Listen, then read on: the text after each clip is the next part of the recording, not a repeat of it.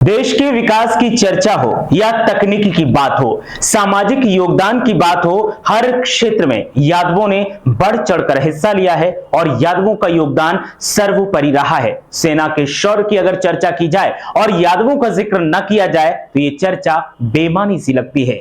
तमाम यादव समाज सेवक ऐसे हुए हैं जिन्होंने देश में समाज सेवा करके एक नई पहचान दी है, विकास में अहम योगदान दिया है। सेना में तमाम यादव सैनिकों ने अपने शौर्य के परिचय से ऐसी गाथाएं लिखी हैं जो आज भी योद्धाओं को सुनाई जाती हैं और जिन्हें सुनकर वो वीर रस से ओतप्रोत हो जाते हैं। तमाम यादव समाज सेवक हुए हैं जिनमें एक नाम है चौधरी दीपचंद यादव जी का।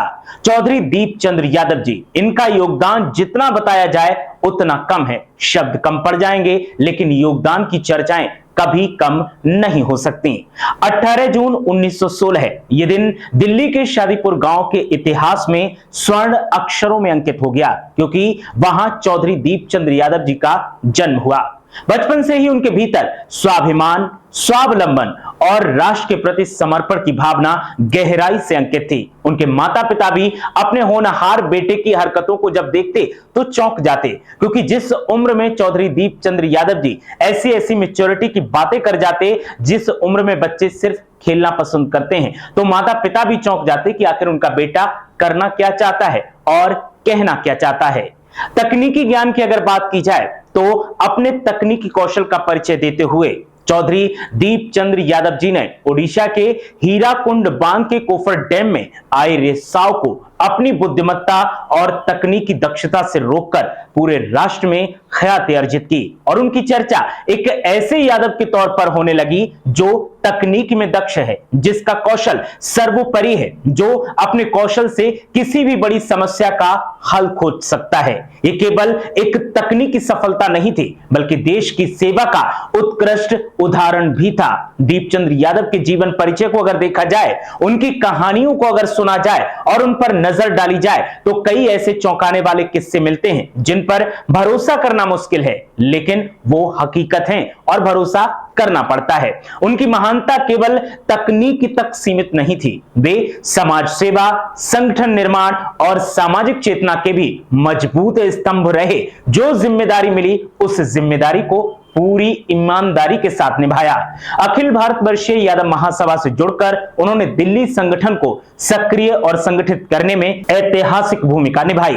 25 जून 1967 को दिल्ली के सप्रू हाउस में महासभा के प्रतिनिधि सम्मेलन में उन्हें स्वागता अध्यक्ष के रूप में सम्मानित किया गया। जब उन्हें यह सम्मान मिला तो उन्होंने इस सम्मान की प्रशंसा तो नहीं की, लेकिन ये कहा कि मेरी जिम्मेदारी अब बढ़ गई है और अगर इस जिम्मेदारी को पूरी ईमानदारी के साथ मैंने पूरा नहीं किया तो फिर ये मेरे लिए गलत होगा, मेरे सामाजिक योगदान के लिए गलत होगा, इसलिए आप सबका सहयोग भी मुझे चाहिए होगा। इस ऐतिहासिक मंच से चौधरी दीपचंद यादव जी ने भारतीय सेना में अहीर रेजिमेंट के गठन का प्रस्ताव रखा और इस प्रस्ताव का असर ऐसा हुआ कि आज तक अहीर रेजिमेंट की मांग को पुरजोर तरीके से उठाया जाता है। उनकी इस दूरदर्शी मांग को उस समय के माननीय रक्षा मंत्री श्री स्वर्ण सिंह जी ने न केवल गंभीरता से सुना बल्कि इसे पूर्णतः न्यायोचित और तर्कसंगत भी करार दिया था। तत्कालीन रक्षा मंत्री ने कहा था कि दीपचंद यादव ने जो कहा है वो वाकई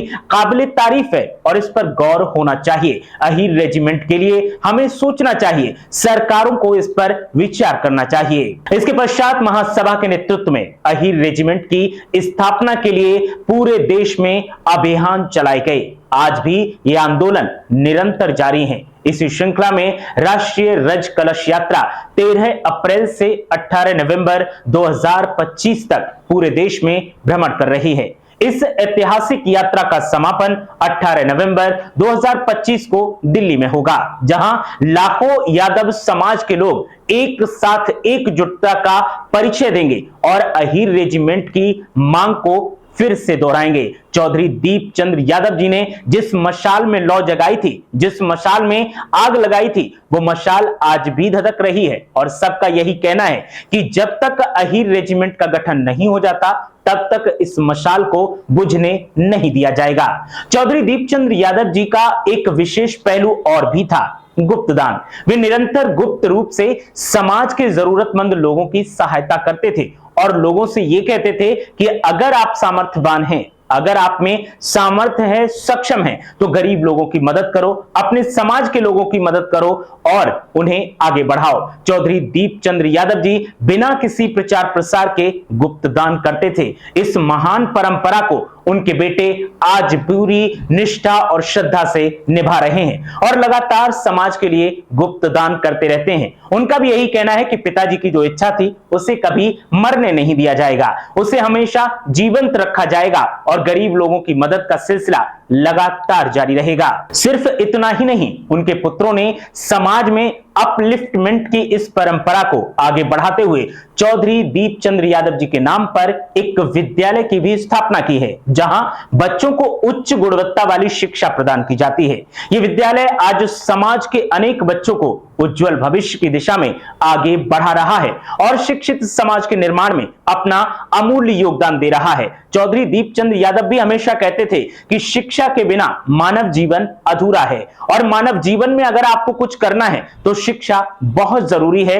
तकनीकी शिक्षा, सामाजिक शिक्षा दोनों का अहम योगदान होता है और यह अहम योगदान हमेशा से जीवन में होना चाहिए। इसके लिए शिक्षा पूरी होनी चाहिए और उनके बेटे ने विद्यालय की स्थापना कर अपने पिता के इस सपने को पूरा करने का ठाना है और लगातार यह सिलसिला अनवरत जारी है। आज जब पूरा देश अहिर रेजिमेंट की आवाज को बुलंद कर रहा है, तब हम सब मिलकर इस आंदोलन के प्रणेता, समाजसेवी, तकनीकी विशेषज्ञ और युग दृष्टा चौधरी दीपचंद यादव जी को कोटि कोटि नमन करते हैं। चौधरी दीपचंद यादव जी के योगदान को अगर देखा जाए तो उसे इतना व्यापक रूप दिया गया है कि हमारे पास शब्द कम पड़ जाएंगे, कहानियां खत्म नहीं होंगी। उनके योगदान के किस्से कभी खत्म नहीं हो सकते। उन्होंने समाज में विकास की जो अलख जगाई, वो अलख आज भी उज्जवल हो रही है और उसकी रोशनी चारों तरफ फैल रही है। उनके जन्मदिन के मौके पर हम उन्हें शत शत नमन करते हैं और उनके दिखाए रास्ते पर आगे चलने की प्रेरणा लेते हुए हमेशा एक ही संकल्प लेते हैं कि जो राह उन्होंने हमें दिखाई, जो बातें उन्होंने हमें सिखाई, वो हम समाज को सिखाएंगे और समाज को एक नई दिशा देंगे।